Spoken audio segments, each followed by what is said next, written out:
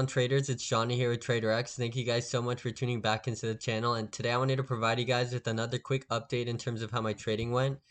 And so today I only traded one ETF, similar to what I have been doing all week, and today I ended up trading the Nasdaq Inverse ETF, ticker symbol SQQQ, and I was actually able to walk away with $101.53 in profit.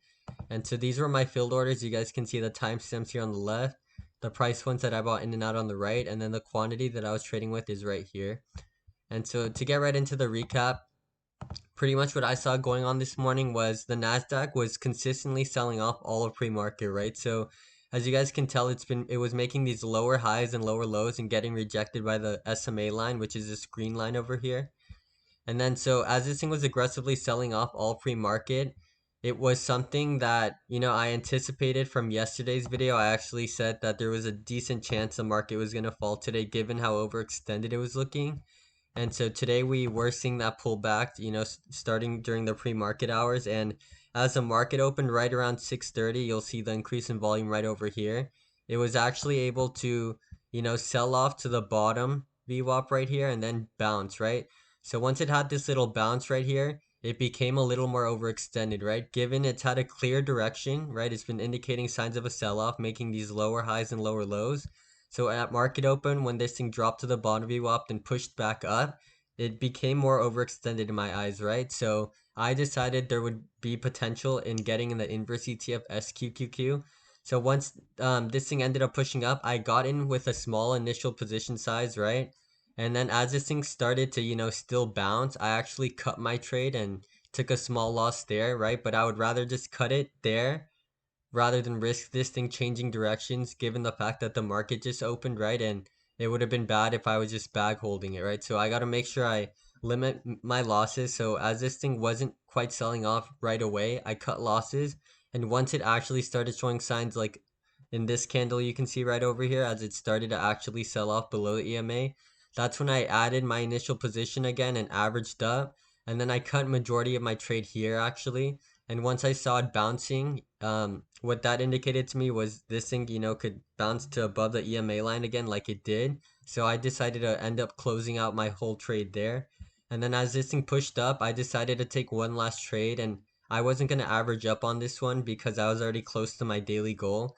So as this thing pushed up and became overextended again, I got in with an initial position amount. And as this thing continued to sell off, I ended up cutting it right around this area, right? So that is ultimately how I was able to make money off the market sell-off. And what you guys will notice is there was plenty of more opportunity to make more money on that inverse ETF, right? So once this thing ended up pushing back up and becoming more overextended, I definitely could have gone into the inverse ETF and continued the direction given how clear it was, but I decided it'd be in my best interest to not go ahead and do that because every single time you take a trade, there is always a risk it is not going to go according to plan, right? It's not like it's going to work out 100% of the time. So given the fact that I already hit my daily goal, I was, happy with my profits and I decided to walk away for the day.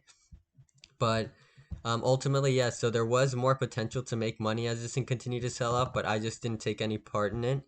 And in terms of my swing position on Tesla, as you guys will notice, I am down $150 on Tesla. So it actually dropped to lows of 700 today. So it took quite a beating, right? So as you guys will notice on the screen, Tesla was down almost 10% on the day.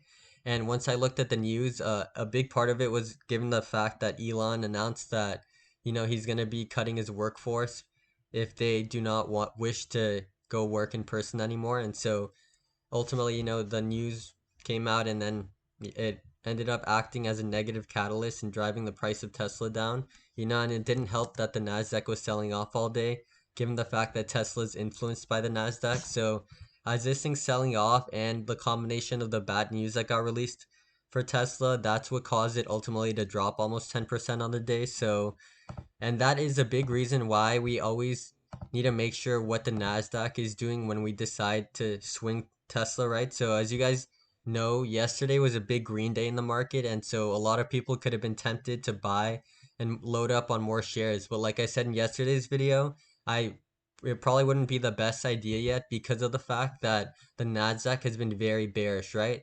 And we did have a nice little run the past few days which means that it was becoming more overextended and it was due for a pullback. So I definitely wasn't surprised that the market pulled back the way it did. It definitely has room to continue to sell off, heading into Monday, but that doesn't mean it has to happen. That's why with day trading, you take it day by day, right? And you see whether or not the direction is clear on that specific day. So today, like I said, I was able to make, over $100 just off the NASDAQ selling off, right? This little play here, right?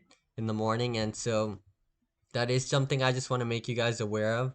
When it comes to day trading, what we have to do is make sure we do our part in recognizing patterns and direction within the day, right? So, given the fact that the market was selling off and it was bringing the price of Tesla down, I could have just, not traded and just been okay with just seeing Tesla bleed, right? But instead of doing that, since I am a day trader, I decided to go ahead and get into the inverse ETF and try to make some of that loss back, right? So I knew today could have been a bloody day, especially with Tesla.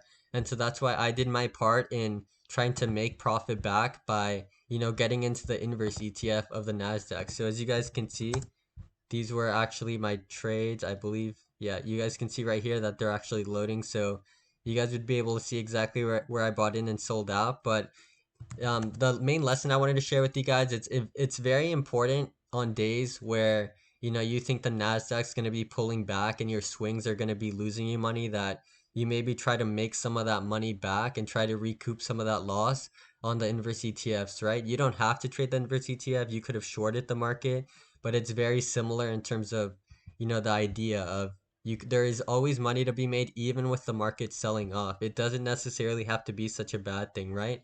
So in terms of Tesla, like I mentioned, I am going to cut losses if it breaks below $500, but until the Nasdaq indicates clearer signs of an uptrend, that is when I will decide to go ahead and load up with more shares on Tesla. But other than that, I'm not going to touch it and I'm just going to let it be.